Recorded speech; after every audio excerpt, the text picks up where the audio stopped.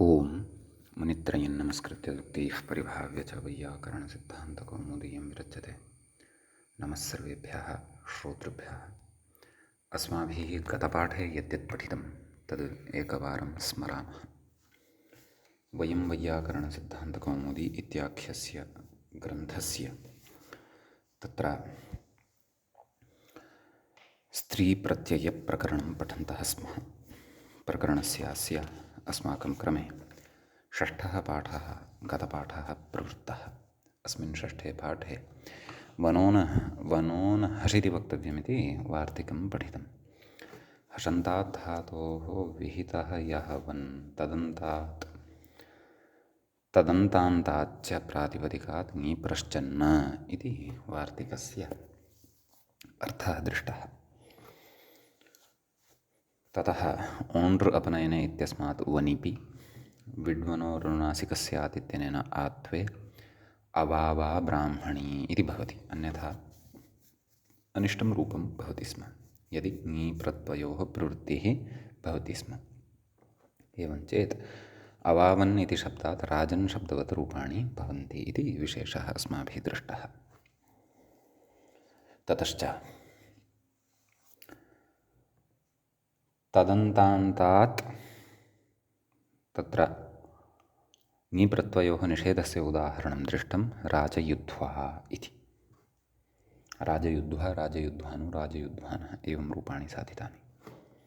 ततः बहुव्रीहौ वा इति वार्तिकं पठितं। तत्र बहुव्रीहि निष्पन्नात् नाम वनोरच इति यः विधिः उक्तः सः विधिः बहुव्रीहौ विकल्पेन भवति इति वार्तिकस्य अर्थः। किञ्च अनोबहुव्रीहेः इति निषेधस्यापि अयम् अपवादः भवति इति व्याख्यादिषु ज्ञातम्। तत्र ङीव्रत्वयोः पक्षे बहुधीवरी इति रूपं भवति। ङीव्रत्वयोरभावे बहुधीवा बहुधीवानो बहुधीवानः एवं रूपाणि भवन्ति। डाप् प्रत्ययः अत्र डाब्वाभ्याम् अन्यतरस्याम् इत्यनेन अग्रे वक्ष्यते। तेन बहुधीवा बहुधीवे बहुधीवाः इत्येवं लताशब्दवत् रूपाणि च भविष्यन्ति इति अस्माभिः तत्र पठितं। ततः पादोऽन्यतरस्याम् इति सूत्रं पठितं। पाच्छब्दः कृतसमासान्त तदन्तात् प्रातिपदिकात् नाम पाच्छब्दः यः कृतसमासान्तः तदन्तात् प्रातिपदिकात् ङीत्वा स्यात् इति सूत्रस्य अर्थः अस्माभिः दृष्टः। द्विपदी द्विपाद् इति रूपद्वयं साधितं। तदनन्तरं तत्र टाबृचि इति सूत्रं पठितं। तत्र ऋचिवाच्यायां पादन्तात् टाप् स्यात् इति सूत्रस्य अर्थः दृष्टः। द्विपदा ऋक् एकपदा इत्यादीनि उदाहरणानि तत्र साधितानि। तदनन्तरं पूर्वं शब्दाधिकारे पठितं यत् सूत्रं न षट्स्वस्रादिभ्यः इत्यत्र अस्माभिः विचारः कृतः। अद्य पुनः अत्र विशेषेण विचारः कर्तव्यः वर्तते इति गतपाठे उक्तं। यतोहि पूर्णतया अत्र व्याख्यानं न प्रवृत्तं, स्पष्टता न अभूत् इति कारणात्। अस्तु, अतः वयं न षट्स्वस्रादिभ्यः इत्यतः एव आरभ्य पुनः व्याख्यायाः भागम् अत्र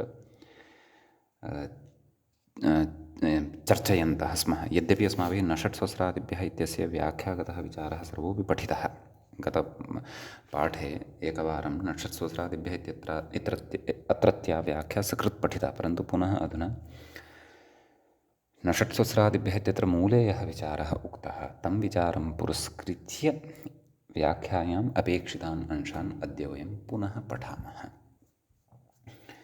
अयं प्रवृत्तः अस्माकं क्रमे षष्ठः पाठः अस्य स्त्रीप्रत्ययप्रकरणस्य। अधुना तावत् स्त्रीप्रत्ययप्रकरणस्यास्य अस्माकं क्रमे तत्र सप्तमः पाठः आरब्धो भवति। समीचीनं। तर्हि तत्र सप्तमे अस्मिन् पाठे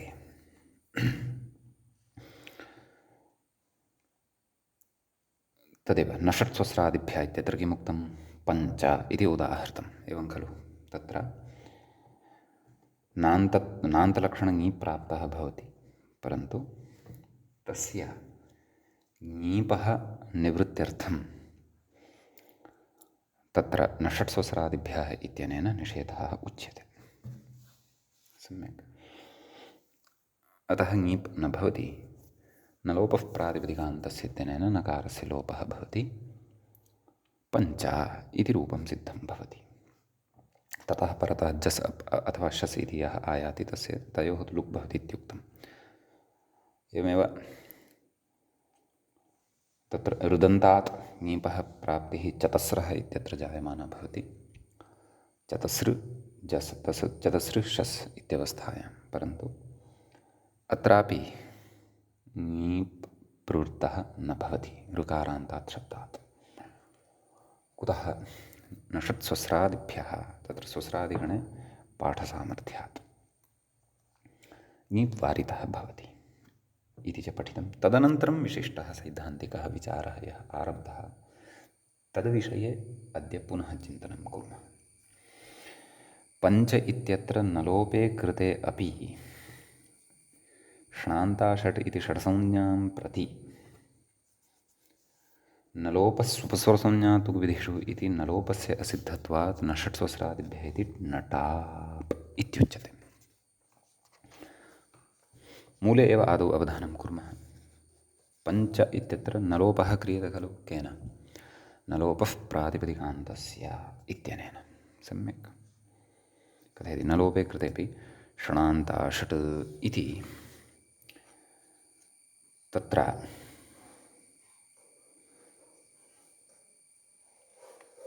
षणान्ताषट् इति नान्तस्य षट्संज्ञा भवति खलु षट्संज्ञायाः फलं किं षट्संज्ञायाः फलं वर्तते यत् षड्भ्यो लुक् इति एकं फलं न षट्स्वस्रादिभ्यः इति च अपरं फलम् एवं खलु ङीप् टापौ न भवतः इत्युक्तं खलु केभ्यः षट्संज्ञकेभ्यः स्वस्रादिगणे पठितेभ्यश्च शब्देभ्यः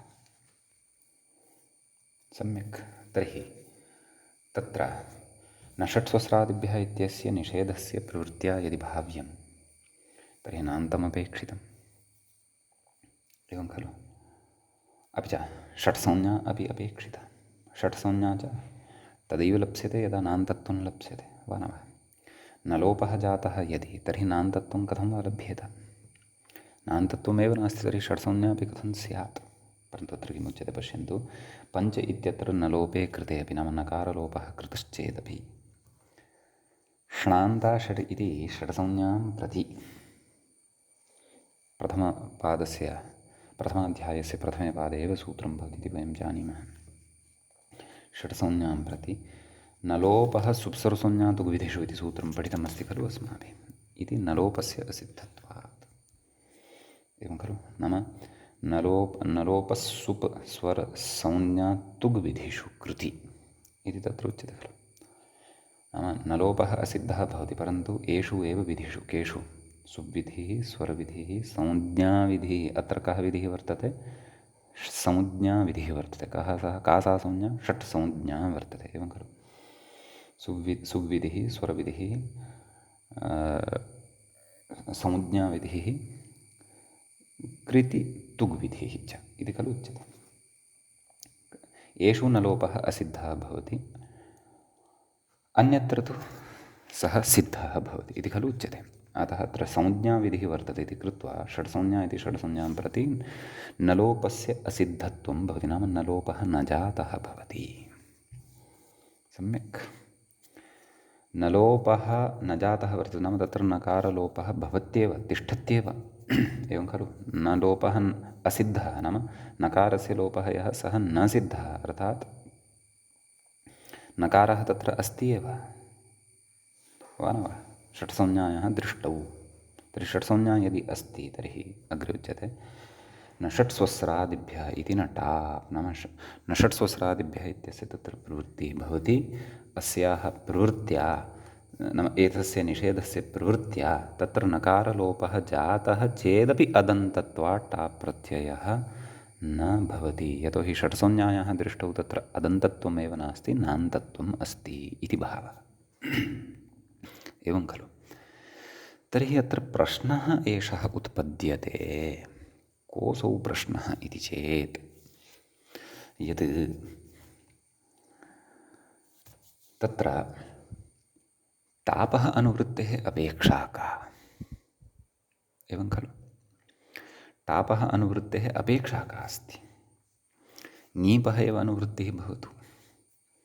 यतोहि कथञ्चित् अत्र नान्तत्वं षट्संज्ञाम् आश्रित्य भवत्येव खलु असिद्धत्वात्, वा न वा।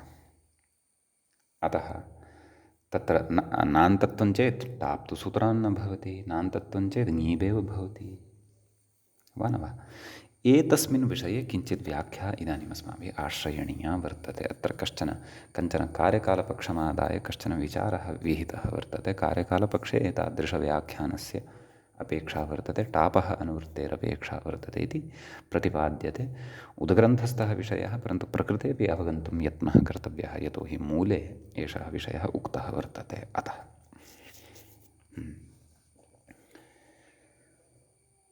तत्र व्याख्यायां पश्यन्ति भवन्तः यदि, ननु इत्यतः अहं पठन्नस्मि। यद्यपि षट्सहस्रादिभ्यः इत्यत्र ननु इति वर्तते, चतस्र इति एतदनन्तरमपि वर्तते ननु षट्सहस्रादिभ्यः, तन्न अग्रे आगच्छन्तु। यदि मोतिलाल् वनार्सिदास् इति प्रकाशनम् अस्ति तर्हि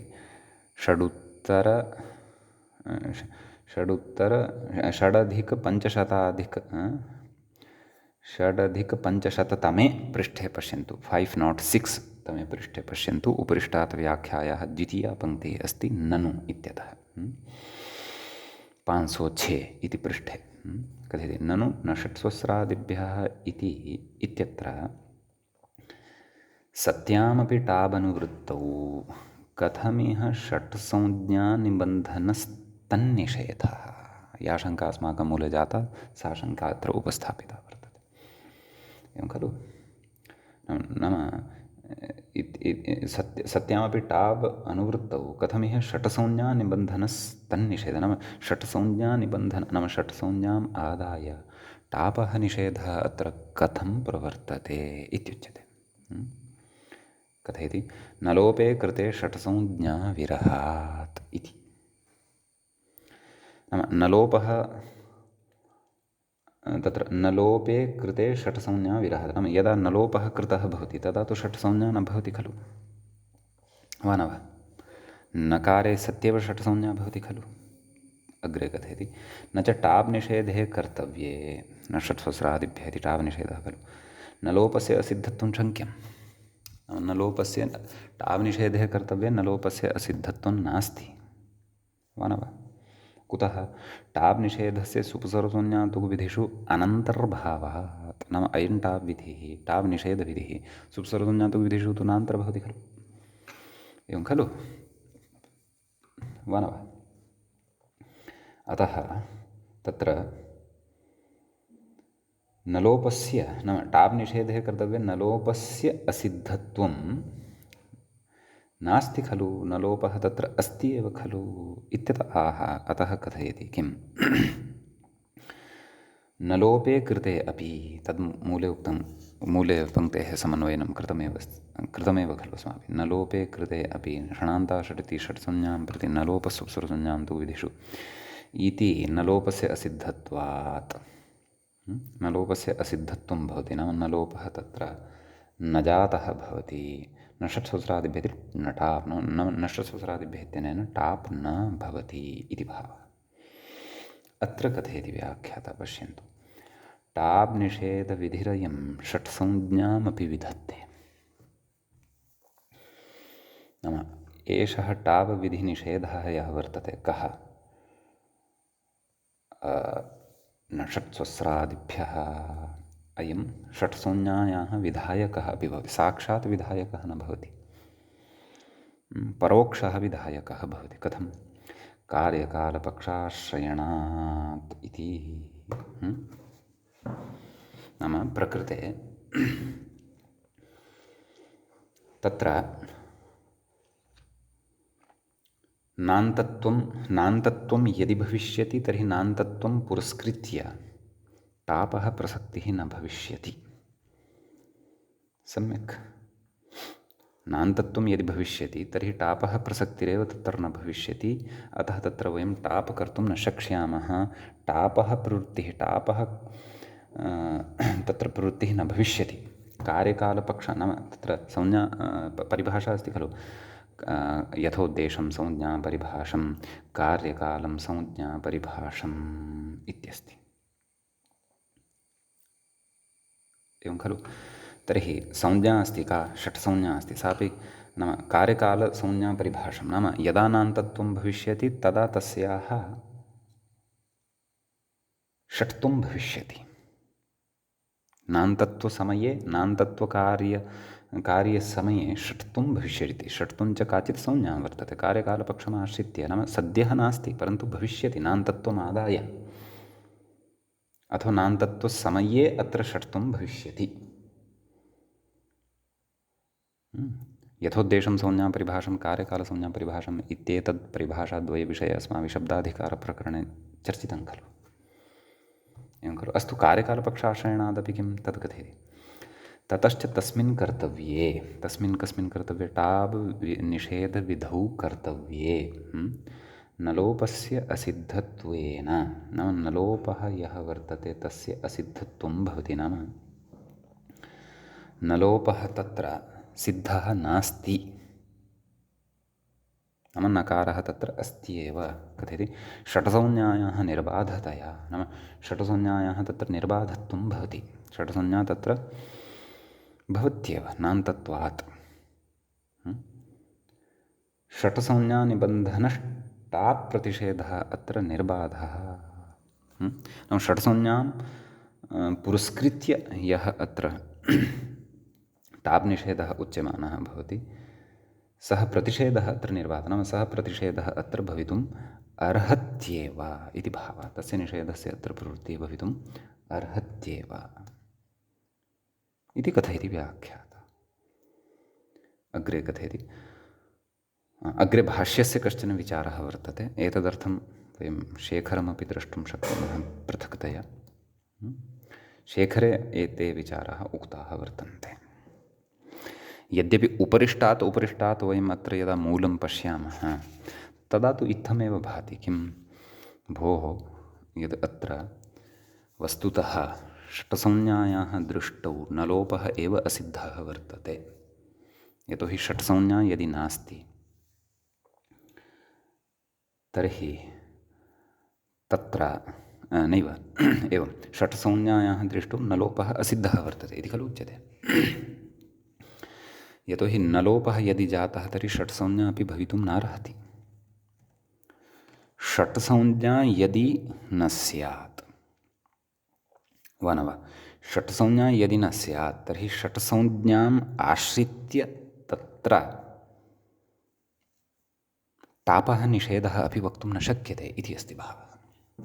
षट्संज्ञा अपि यदि न स्यात् तर्हि यतोहि विषयद्वयस्यैव निषेधः उच्यमानः वर्तते। कस्य षट्संज्ञकातपरस्य ङीप् टापोः अथवा स्वस्रादिगणे पठितेभ्यः शब्देभ्यः परतः ङीप् टापोः निषेधः वक्तव्यः इति खलु उच्यते। तर्हि प्रकृते ङीपः निषेधः यदि वक्तव्यः तदर्थमपि षट्संज्ञा अपेक्षिता अथवा स्वस्रादिगणे सः पाठः तस्य शब्दस्य पाठः अपेक्षितः इति खलु। परन्तु एवमेव नाम ङीपः यदि निषेधः वक्तव्यः षट्संज्ञात्वमपेक्षितम् अथवा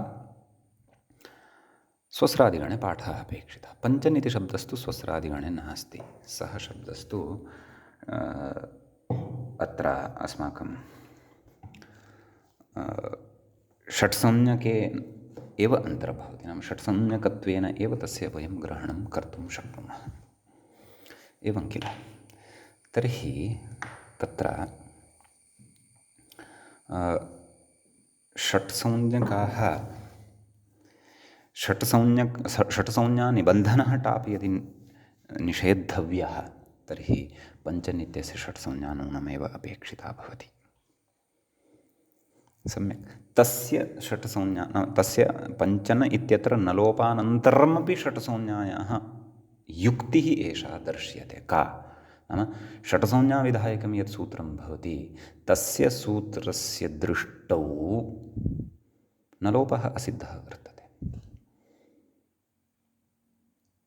नाम नलोपः न जातः वर्तते, तत्र नकारः अस्ति एव। आम्, निषेधः यः वर्तते तस्य दृष्टौ नलोपः जातः स्यात्, जातः अपि अस्ति वा न वा।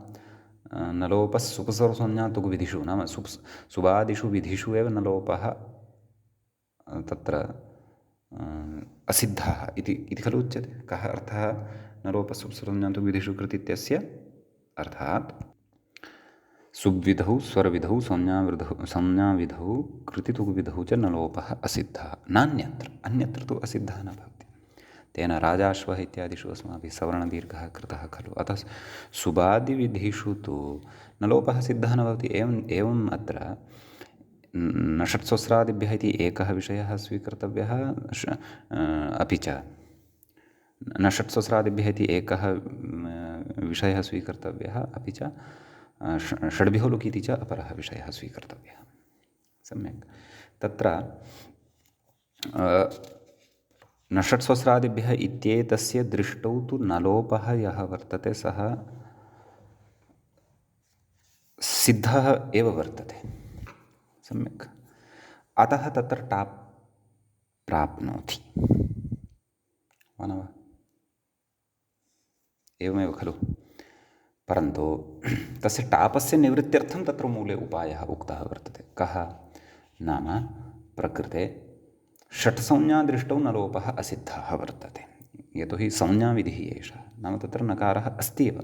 तर्हि नलोपः प्रातिपदिकान्तस्य इत्यनेन नकारलोपः जातः चेदपि अस्य दृष्टौ षट्संज्ञायाः दृष्टौ तत्र नलोपः असिद्धः वर्तते। नलोपः असिद्धः यदि वर्तते तर्हि षट्त्वं तत्र वर्तते एव। नलोपः कृतः चेदपि षट्त्वम् अस्ति एव। तत्र मूले पश्यन्तु उक्तं खलु, पञ्च इत्यत्र नलोपे कृते अपि।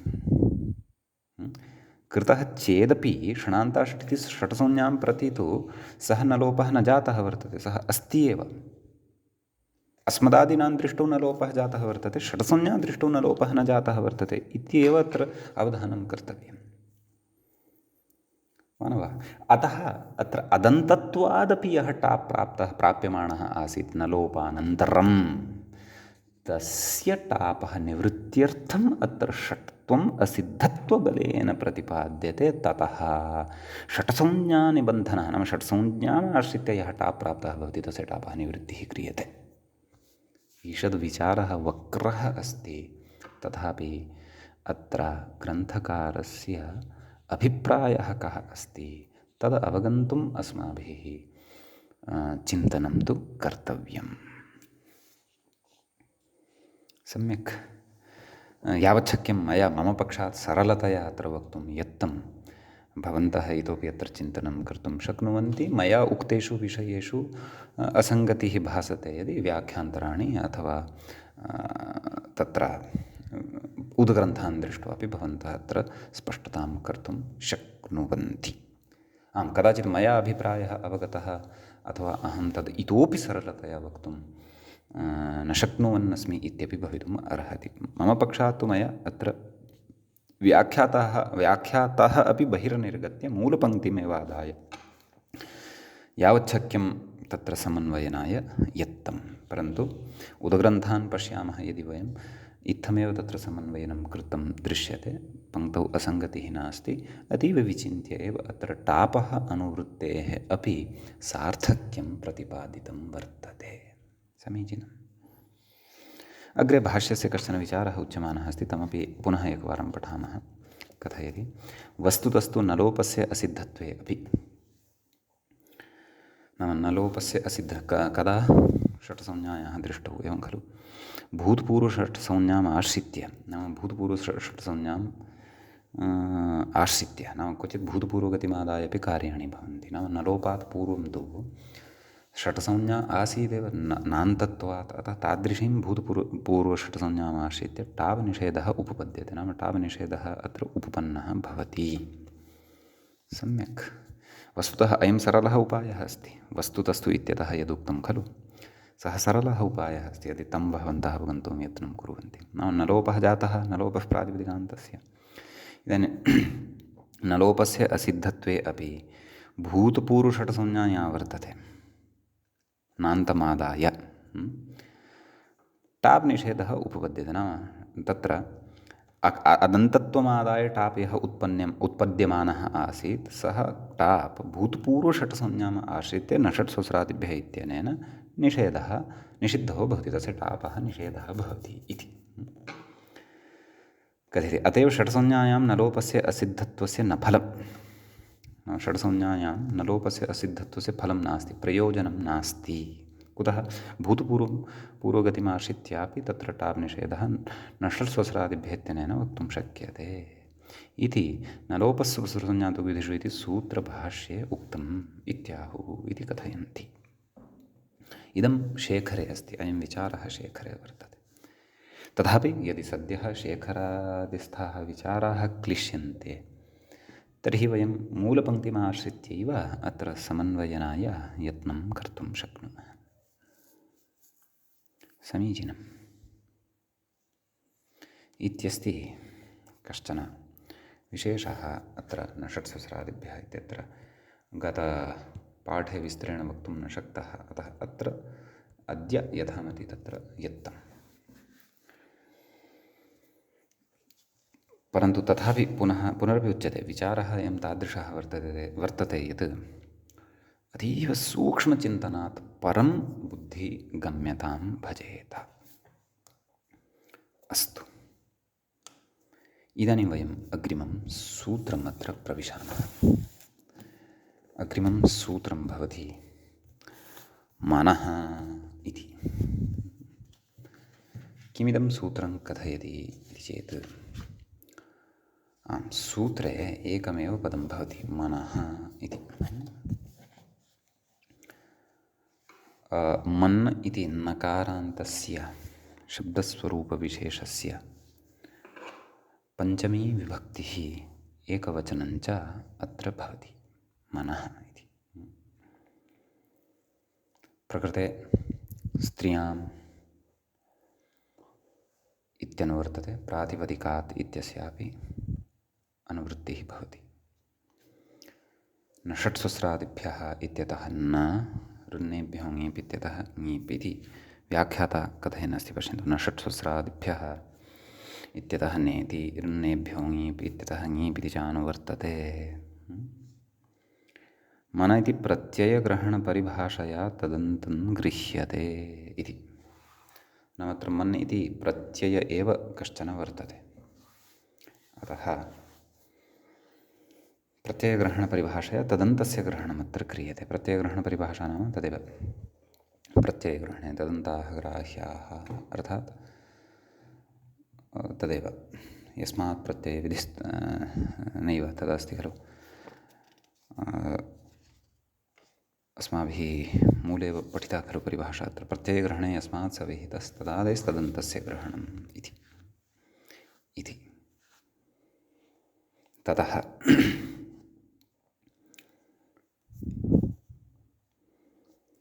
कथयति अग्रे, तदाह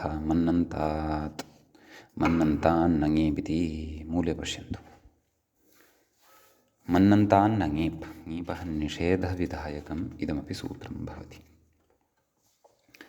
नाम मन् इति यस्य अन्ते भवति तदन्तात् ङीप् प्रत्ययो न भवति इति भावः। सम्यक्। तत्र उदाह्रियते, सीमा सीमानम् इति। सीमेति व्याख्याता कथयति, सीमेति कथयति ष्ञबन्धनेन अत्र अयं धातुः भवति इति भावः। तत्र औणादिकः मनिन्, शोपदेशः अयं धातुः भवति, अतः प्रकृते सि इति अवशिष्यते। औणादिकः मनिन् भवति। अपि च प्रकृतेर्दीर्घश्च, नाम धातौ यः इकारः वर्तते तस्य इकारस्य दीर्घोऽपि भवति। सम्यक्। नामन् सीमन् व्योमन् रोमन् लोमन् पाप्मन् धामन् इत्यस्ति एकम् औणादिकं सूत्रं। तेन मन् इति प्रत्ययः भवति, तस्य मन् इति अवशिष्यते। अपि च सि इत्यस्य दीर्घः क्रियते इत्यपि उक्तमेव। सीमन्, मनिन् इत्यस्य मन् इति अवशिष्यते। सीमन् इति शब्दः लभ्यते। कथयति? सीमन् शब्दात् ङीपि, ङीप् प्रत्ययो भवति। केन? नान्तलक्षणङीप्। केन? ऋन्नेभ्यो ङीप् इत्यनेन। नैव, ङीप् प्राप्तः भवति, परन्तु कथयति व्याख्याता ङीपि निषिद्धे। केन निषेधः? मनः इत्यनेन निषेधः भवति। राजवद्रूपं, नाम राजन् इति शब्दस्य यथा रूपाणि भवन्ति तद्वद् रूपाणि भवन्ति। सीमा सीमानो सीमानः, सीमानं सीमानो सीम्नः, सीम्ना, एवं रीत्या, एवं खलु? सीम्ना सीमभ्यां सीमभिः इत्यादीनि रूपाणि भवन्ति। राजन् शब्दस्य यथा रूपाणि अस्माभिः शब्दाधिकारप्रकरणे साधितानि तद्वत्। कथयति? ङीपि सति तु अल्लोपे सीम्नीति स्यादिति भावः। एवं खलु? ङीप् यदि स्यात् परतः तदा तु सीम्नीति अनिष्टं रूपं स्यात्। नाम अल्लोपो न इत्यनेन अल्लोपः अपि स्यात्, सीम्नीति अनिष्टं रूपं स्यात्। तत्तु नापेक्षितं। सीमा सीमानो सीमानः इति राजन्वत् रूपाणि अपेक्षितानि इति उच्यते। सम्यक्। अग्रे कथयति? ननु वक्ष्यमाणडापि, अग्रे डाबुभाभ्याम् अन्यतरस्याम् इत्यनेन डाप् प्रत्ययः वक्ष्यते। सीमेति सौरूपसिद्धेः, एवं खलु? नाम सुप्रत्यये परतः सीमा इति रूपं सिद्ध्यत्येव खलु? डाप् प्रत्यये परतः सीमन् डाप्, डापः आ अवशिष्यते। तत्र टेः इत्यनेन सीमन् इत्यत्र टेर्लोपः भवति। सीम आ सीमा इति सौरूपं सिद्ध्यत्येव खलु? एवं खलु? अतः कथयति किं ङीप् निषेधेन, अतः ङीप् निषेधेन किं प्रयोजनं? कथयति? इत्यत आह सीमानं, नाम मूले द्वितीयं यद्रूपं प्रदत्तं वर्तते सीमानं। कथयति? डापि तु सति सीमे इत्येव स्यादिति भावः। नाम डापि डाप् प्रत्ययं यदि कुर्मः तदा तु सीमा इत्येव रूपं स्यात्, वा न वा? परन्तु तत्र पक्षे रूपं न स्यात्।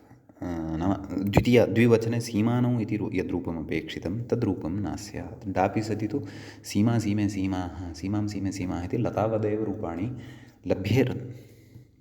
राजन् शब्दवत् रूपाणि स्त्रीलिङ्गे न लभ्येरन्। सीमा सीमानो सीमानः इत्यादीनि। सम्यक्। अतः एवम् अत्र ङीप् निषेधः उक्तः। ङीप् निषेधस्य इदं प्रयोजनं भवति इति भावः। सम्यक्। इति एतावानेव विशेषः मनः इति सूत्रगतः भवति। सम्यक्। अग्रे तत्र सूत्रं भवति अनो बहुव्रीहेः इत्यस्ति अग्रिमं सूत्रम्। अत्र अनः इति पञ्चम्यन्तं पदं भवति। पञ्चमी विभक्तेः एकवचनान्तम् इदं पदं भवति। बहुव्रीहेः इति अग्रिमं पदं भवति। पदमिदम् अपि पञ्चम्यन्तमेव भवति। बहुव्रीहि इति शब्दस्य पञ्चमी विभक्तेः एकवचनान्तं भवति। ततः प्रकृतसूत्रप्रति स्त्रियां प्रातिपदिकात् इत्यादि अधिकाराः तु अनुवर्तन्ते एव। व्याख्याता किं कथयति तत् पश्यामः। अन इति बहुव्रीहेरित्यस्य विशेषणं तदन्तविधिः। ओः, एवं नाम विशेषविशेषणत्वम् अनयोः वर्तते। नेति ङीप् च पूर्ववदनुवर्तते। नाम न षट्स्वस्रादिभ्यः इत्यस्मात् न इति अनुवर्तते। ङीप् इति कुतः ऋण्येभ्यो ङीप् इति खलु, ततः च तस्य अनुवर्तनमत्र ज्ञेयम्। मया गतपाठे एकः दोषः आचरितः। कः? न षट्स्वस्रादिभ्यः इत्यत्र मया टाप् इति अजाद्यतष्टाप् इत्यतः उक्तं। तत् कृपया परिष्कुर्वन्तु। टाब्रिच् इति समीपे एव अस्ति खलु, ततः एव टाप् इत्यनुवर्तते। अतः तावत् दूरं प्रति गन्तुं का वा अपेक्षा, तद् मया पश्चात् ज्ञातम्। अतः तत्र परिष्कारः भवतु। अस्तु, अग्रे तदाह व्याख्याता कथयति। तदाह अन्नन्तादिति सूत्रार्थः द्रष्टव्यः। अन्नन्तात् बहुव्रीहेर्न ङीप् इत्युच्यते। नाम तादृशः बहुव्रीहिः यः अन्नन्तः वर्तते, अन् यस्य अन्ते श्रूयते, तादृशात् बहुव्रीहेः ङीप् इति प्रत्ययो न भवति इति सूत्रस्य अर्थः। सम्यक्। आम्, तर्हि उदाह्रियते बहुयज्वा बहुयज्वानौ इति। कथयति व्याख्याता। बहवः यज्वानः यस्याः इति विग्रहः। अग्रे कथयति नान्तलक्षणङीपः प्रतिषेधे राजवद्रूपाणि इति। एवं खलु। बहुयज्वन् मूलशब्दः भवति। लौकिकविग्रहम् अलौकिकविग्रहं च यदा कुर्मः तथा बहुयज्वन् इति शब्दः यदा सिद्धः भवति तदा तत्र नान्तलक्षणङीपः प्रतिषेधे सति राजवद्रूपाणि भवन्ति। अर्थात् तत्र बहुयज्वन् इत्यत्र ऋण्येभ्यो ङीप् इति नान्तलक्षणङीप् न प्रवर्तते इति भावः। अतः राजानो राजानः इतिवत् बहुयज्वा बहुयज्वानो बहुयज्वानः इत्यादीनि रूपाणि भवन्ति। यज्वा अर्थात् तदेव याज्ञिकः इति भावः। विशेष्यत्वेन तु काचित् नगरी अथवा काचित् पूः अत्र स्वीकर्तुं शक्यते। एषा पूः बहु यज्वा वर्तते, अथवा एतौ नगर्यौ बहुयज्वानौ वर्तेते, इमाः नगर्यः बहुयज्वानः वर्तन्ते इत्येवं तत्र अस्माभिः वाक्यप्रयोगः अपि द्रष्टुं शक्यः। सम्यक्। अस्तु, ततः इदानीम् अग्रे किं कथयति व्याख्याता तत् पश्यामः। न संयोगाद्वमन्तात् इति निषेधात् नायम् उपधालोपी। अत्रापि तदेव न संयोगाद्वमन्तात् इत्यनेन अल्लोपो नः इत्यस्य निषेधः क्रियते खलु, अतः अयम् उपधालोपी नास्ति। अतः अत्र अन उपधालोपिनः इति विकल्पः न प्रवर्तितुम् अर्हति। अन उपधालोपिनोऽन्यतरस्याम् इति अग्रे पठिष्यते खलु, सः विकल्पः अत्र न प्रवर्तते, सः विकल्पः अत्र न प्रवर्तितुम् अर्हति इत्युक्तं। समीचीनं। ततः अग्रे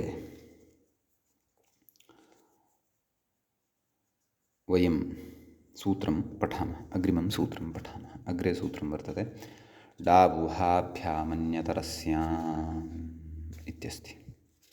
सूत्रे डाप् इति प्रथमं पदं भवति, प्रथमाविभक्तेः एकवचनान्तं भवति। उभाभ्याम् इति द्वितीयं पदं भवति, पञ्चमी विभक्तेः द्विवचनान्तं भवति।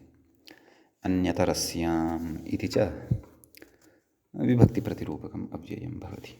व्याख्याता कथयति मनः इति अनो बहुव्रीहेः इति च सूत्रद्वयोपातात् मन्नन्तात् अन्नन्तात् बहुव्रीहेश्च अनैवनेव। ततः अपि पूर्वं किमपि कथयति खलु, डाबुभाभ्याम्, एतदनन्तरं कथयति उभाभ्याम् इत्येतद्व्याचष्टे।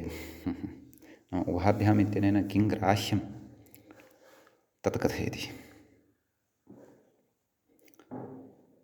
यतोहि उभाभ्याम् इत्यनेन कः अर्थः ज्ञातो भवति इति स्पष्टता यावता न स्यात् तावता सूत्रस्य अर्थः अस्य ज्ञातो न भवति सम्यक्।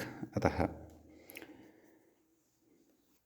तद्व्याचष्टे किं सूत्रद्वयोपात्ताभ्यां मूले पश्यन्तु सूत्रद्वयोपात्ताभ्यां डाब् वा स्यात् कथयति तद्व्याख्याता इतोपि स्पष्टीकरोति मनः इति अनोबहुव्रीहेः इति च सूत्रद्वयोपात्तात् मन्नन्तात् अन्नन्तबहुव्रीहेश्च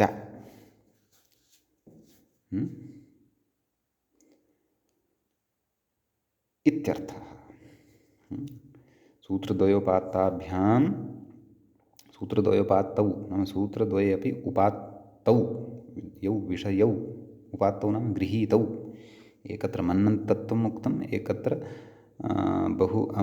बहुव्रीहौ अन्नन्तत्वम् अपेक्षितं सम्यक्।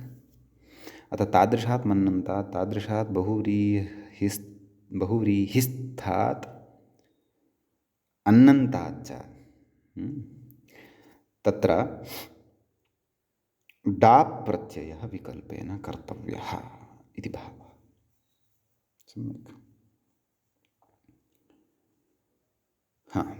अग्रे कथयति व्याख्याता उदाहरणानि तु द्रक्ष्यन्ते परन्तु ततः पूर्वं केचन विचाराः व्याख्यात्रा उच्यमानाः वर्तन्ते। ननु इह अन्यतरस्यां ग्रहणं व्यर्थम् अन्यतरस्याम् इत्यस्य ग्रहणं न कर्तव्यं कुतः न च तदभावे डाप् नित्यः स्यादिति वाच्यं नाम तदभावे अत्र डाप् प्रत्ययः नित्यतया भविष्यति यदि अन्यतरस्याम् इति न क्रियेत इति न वक्तव्यं कुतः डापः नित्यत्वे तेनैव ङीपः निवृत्तिसम्भवेन ङीप् निषेधवैयर्थ्यात् इति एवं खलु डापः नित्यत्वे नाम अत्र डाप् एव यदि विधीयते डाबुभाभ्याम् इत्येव यदि उच्येत तेनैव ङीप् निवृत्तिसम्भवेन नाम तेन एव तत्र ङीपः निवृत्तेः सम्भवः स्यात् ङीप् निषेधविधिवैयर्थ्यात् अयं पूर्वपक्षः एव वर्तते नाम न च तदभावे डाप् नित्यः स्यात् इति वाच्यं नाम नैव पूर्वपक्षः नास्ति पूर्वपक्षस्तु वाच्यम् एतावत्पर्यन्तः समाप्तः तदनन्तरं तस्य समाधानम् उक्तं वर्तते नाम अन्यतरस्याम् इति व्यर्थं वर्तते इति आदौ आक्षिप्तं कथयति न च तदभावे डाप् नित्यः स्यात् इति वाच्यं नाम तत्र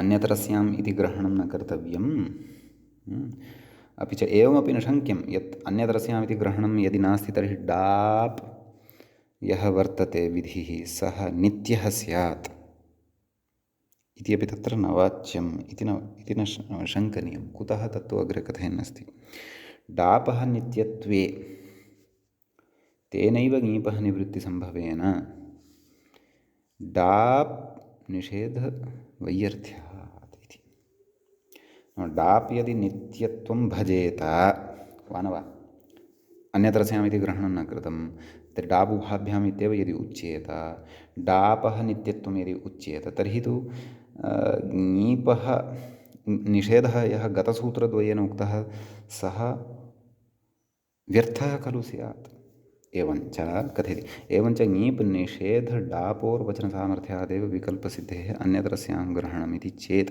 अन्यतरस्यां ग्रहणं व्यर्थमिति चेत् नाम पूर्वपक्षी एव कथयन्नस्ति एतत् सर्वं नाम अन्यतरस्याम् इति पदाभावे डाबुभाभ्याम् इत्येतावत् एव सूत्रिते सति पुनः निषेधद्वयमपि यदुक्तं वर्तते निषेधद्वयस्य डाप् इत्यस्य नित्यत्वात् वैयर्थ्यात् एव तत्र नाम व्यर्थं तु न भविष्यति अतः परन्तु व्यर्थं सत् निषेधद्वयेन इदं ज्ञापयिष्यते यत् प्रकृते डाप् विधेः विकल्पः वर्तते नाम पक्षे निषेधः पक्षे डाप् इति भविष्यत्येव अतः अन्यतरस्यां ग्रहणं व्यर्थम् इति चेत् इति यदि भवान् पूर्वपक्षी एतद् प्रतिपादयन्नस्ति तर्हि स्पष्टार्थम् इति केचित् नाम स्पष्टार्थमेव अत्र अन्यतरस्यामिति केचन कथयन्ति सर्वे कथयन्ति इति नास्ति केचन कथयन्ति भाष्ये तु अन्यतरस्याम् इति योगविभागमाश्रित्य भाष्यग्रन्थे तु अन्यतरस्यामिति योगविभागः कृतः वर्तते। बहुव्रीहौ वा इति वार्तिकं प्रत्याख्यातम्। एवमेवं भाष्यकारैः तु तत्र बहुव्रीहौ वा इति वार्तिकं खलु पूर्वं पठितम्। अतः अत्र एव योगविभागं कर्तव्यम्, अन्यतरस्यामिति पृथक् कर्तव्यं। बहुव्रीहौ वा इति अर्थः अत्रैव योगविभागेन ग्राह्यः। अतः बहुव्रीहौ इत्यस्य वार्तिकस्य अपेक्षा एव नास्ति। सूत्रे अन्यतरस्यां ग्रहणेन, अन्यतरस्याम् इति पदग्रहणेनैव बहुव्रीहौ वा इति वार्तिकेन यदुच्यते तत्सर्वं सिद्ध्यति। अतः भाष्यस्य तु इदं स्वारस्यं वर्तते। परन्तु तर्हि कैश्चित् यः विषयः उच्यमानः वर्तते सः नाङ्गीकार्यः, तस्य तु परित्याग एव, वा न वा? तस्य अङ्गीकारः कर्तुं न शक्यते। भाष्ये यदुक्तं तत्तु अङ्गीकर्तव्यमेव भवति। अस्तु, तथापि कश्चन विशिष्टः एषः विचारः व्याख्यात्रा अत्र उपस्थापितः अस्माभिः यथामति तत्र अवगन्तुं यत्नो विधेयः। सम्यक्। इदानीम् उदाहरणं कथयति व्याख्याता। सीमा, सीमे, सीमानौ। मूले पश्यन्तु, मिश्रितानि उदाहरणानि यच्छन्नस्ति अतीव चातुर्येण। व्याख्याता कथयति सीमा इति, सीमेति कथयति। सीमन् शब्दात् डापि टिलोपे, सीमा शब्दात् सोर्हल्ङ्याद् लोपः। तर्हि कथं रूपाणि भविष्यन्ति? सीमा, सीमे, सीमाः, सीमां, सीमे, सीमाः, सीमया, सीमाभ्यां, सीमाभिः, एवं तावत् रूपाणि। कथयति डाबभावपक्षे मनः इति ङीप् निषेधे सौ सीमेत्येव राजवत् रूपम्। उभयत्रापि सीमा सीमा इति रूपं भवति, वा न वा? एवं खलु? राजा, सीमन् राजा। परन्तु डापि सति, टिलोपे च सति, अन् इत्यस्य टिलोपे सति अपि सीमा इति रूपं भवति इति भावः। सम्यक् कथयति। तर्हि डाव्विधेः किं फलमिति इत्यतः आह। तर्हि यदा उभयत्रापि समानमेव रूपद्वयं, सीमा सीमा इति, नाम डापि सति अपि च डाबभावे सत्यपि, तर्हि फलं किम् इति चेत् फलं द्विवचने अस्ति। कथयति सीमा सीमानौ, नाम नैव, सीमे सीमानौ इति, नाम तत्र डाबन्तपक्षे तु लताशब्दवत् सीमे, लते इतिवत्। परन्तु यत्र डाप् न जातः तत्र राजानौ इतिवत् सीमानौ इति रूपम् इति भावः। सम्यक्। अग्रे कथयति तत्र मन्नन्तविषये उदाहरणान्तरमाह इति। मन्नन्तविषये एकम् उदाहरणं तु सीमा, सीमे सीमानौ इति उदाहृतम्। इदानीं मन्नन्तविषये कथयति किं? दामेति। कथयति दाधातोः औणादिको मनिन्, मनिन् प्रत्ययो विधीयते, तस्य मन् इति अवशिष्यते। अतः दा मन्। सम्यक्। ततः अग्रे कथयति हिरण्मयं दामदक्षिणा इत्यादौ दामशब्दस्य नपुंसकत्वदर्शनादाह नपुंसीति। परन्तु आदौ रूपाणि दत्तानि खलु, मूल्यतानि अपि व्याख्यात्रा तत्र इङ्गितं कृतमेव, दामेति, नाम तदेव डापः पक्षे ङीबभावपक्षे च दामा दामा इत्येव प्रथमाविभक्तेः एकवचने रूपं। समग्राविभक्ति तु दामा दामे दामाः इति डाबन्तपक्षे, डाबभावपक्षे नान्तत्वात् दामा दामानौ दामानः राजन् शब्दवत् रूपाणि भवन्ति। सम्यक्। ततः अग्रे पश्यन्तु, हिरण्मयं दामदक्षिणा इत्यादौ दामशब्दस्य नपुंसकत्वदर्शनादाह न पुंसी दाम इत्यमरः।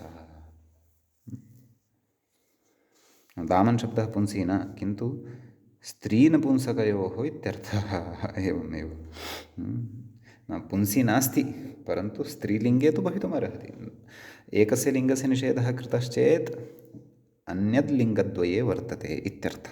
तदेव कथयति निषिद्धलिङ्गं शेषार्थम् इति परिभाषितत्वात् इति। तत्र कोशे एव आदौ नियमाः उच्यन्ते खलु, नाम कथं लिङ्गं ज्ञेयं मम अस्मिन् ग्रन्थे, अमरकोशग्रन्थे इति चेत् निषिद्धलिङ्गं शेषार्थं, नाम यस्य लिङ्गस्य निषेधः कृतः तर्हि तत्र अवगन्तव्यं यत् अवशिष्टलिङ्गद्वये अस्य प्रयोगः भवति इति भावः।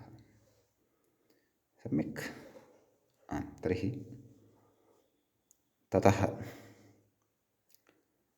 अग्रे कथयति,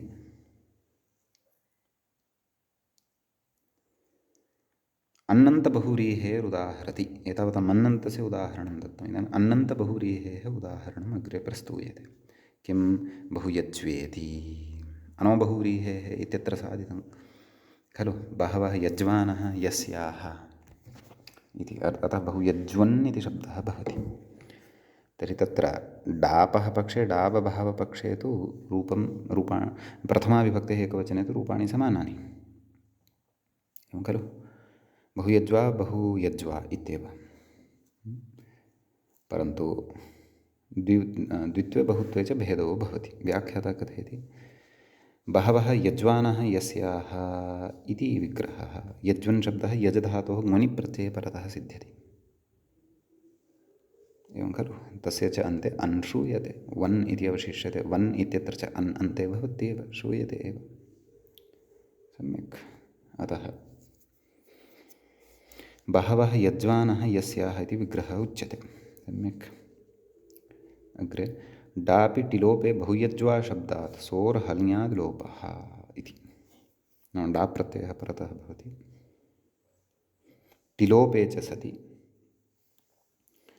बहुयज्वा शब्दात् एवं सोर्हल्याद् नाम लतावत् रूपाणि इति बहवः। बहुयज्वा बहुयज्वे बहुयज्वाः, बहुयज्वानं बहुयज्वे बहुयज्वाः इत्यादि। सम्यक्। अग्रे उच्यते, ङीप् निषेधे सौ एतदेव राजवद्रूपम्। ङीप् निषेधः यत्र न भवति तत्र सुप्रत्यये परतः, यथा राजा राजानुराजानः इत्येवं रूपाणि साधितानि, तद्वत् बहुयज्वा बहुयज्वानं बहुयज्वानः, बहुयज्वे बहुयज्वानं इत्येवं रूपाणि तत्र अवगन्तव्यानि। न संयोगाद्वमन्तात् इति तु स्मर्तव्यम्। अल्लोपो नः इत्यस्य प्रवृत्तिः किञ्चित् न संयोगाद्वमन्तात् इति पुरस्कृत्य एव अन्यासु विभक्तिषु द्रष्टव्या, एवं खलु। अग्रे किं कथयति, डापः फलमाह बहुयज्वे बहुयज्वानो इति, एवं शशि बहुयज्वनः। तदेव कथयन्नस्ति व्याख्यातापि। यज्वनः नाम बहु यज्वनः नाम वकारोत्तरवर्तिनः अकारस्य लोपः न भवति। कुतः? अत्र अल्लोपस्तु न संयोगाद्वमन्तात् सूत्रं पठितमस्ति शब्दाधिकारे। सम्यक्। इति निषेधात्। अग्रे कथयति, अतएव अनौपधालोपिनः इत्यस्य नायं विषयः। अनौपधालोपिनोऽन्यत्र स्यामिति विकल्पेन अग्रे कश्चन विधिः पठिष्यते, तस्य अयं विषयो न भवति इति। तेन विकल्पेन ङीप् विधीयते, परन्तु तत्र अस्य अन्तर्भावः न भवति, यतोहि उपधालोपी एव तत्र परिगण्यते। अतः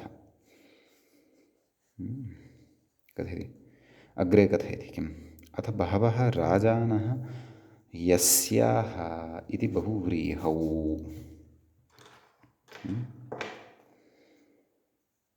बहुराजन् शब्दात्, एवं खलु।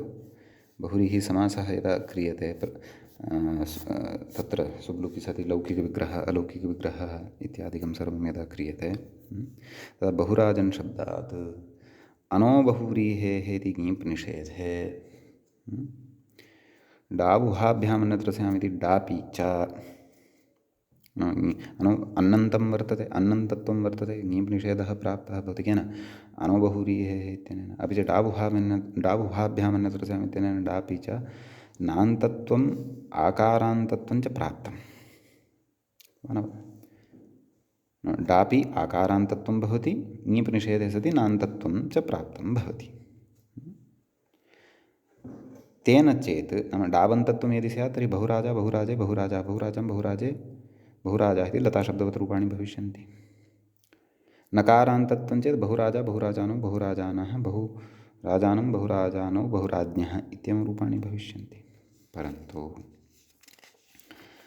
तत्र बहुराज्ञी बहुराज्ञौ बहुराज्ञः बहुराज्ञः एवं ङीमन्तत्वरूपाणि अपि अत्र अपेक्षितानि वर्तन्ते। तदेव व्याख्याता कथयन् अस्ति, ङीबन्तत्वम् अपीष्यते, नाम ङीबन्तत्वमपि अत्र अपेक्षितमस्ति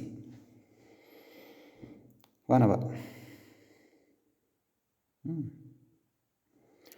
तदर्थम् इदमारभ्यते। अतः तन्निमित्तं तदर्थं प्रकृते अग्रे यत् सूत्रं वर्तते तस्य आरम्भः क्रियते इति भावः। सम्यक्।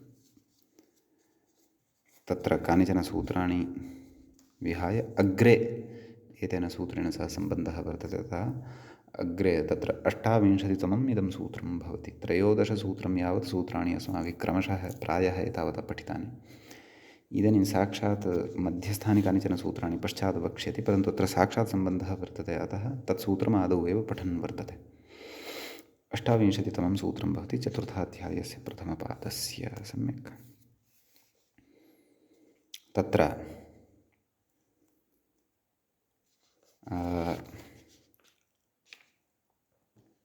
इत्थं सूत्रं वर्तते, अन उपधालोपिनोऽन्यतरस्याम् इत्यस्ति। सूत्रस्य पदच्छेदः आदौ कर्तव्यः। तत्र अनः इति पञ्चम्यन्तं भवति। उपधालोपिनः इति तत्र पञ्चम्यन्तं पदं भवति। एतदपि पुनः अनः इति वर्तते,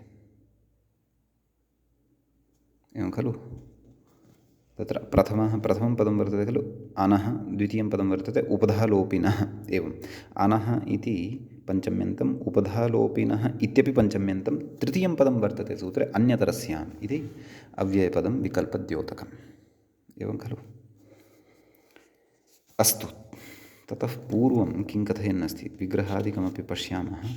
व्याख्याता किं कथयन् अस्ति इति पश्यामः। इदं सूत्रं नात्र प्रकरणे पठितं, तदेव मया उक्तमासीत् खलु, नाम कानिचन सूत्राणि मध्यस्थानि विहाय अग्रे पठन् अस्ति इति। किन्तु दामहायनान्ताच्च इत्युत्तरं पठितं प्रसङ्गात् अत्र उपन्यस्तं। दामहायनान्ताच्च इति सूत्रानन्तरं पठितं वर्तते, प्रसङ्गवशात् अत्र अस्य सूत्रस्य पाठः कृतः इति भावः।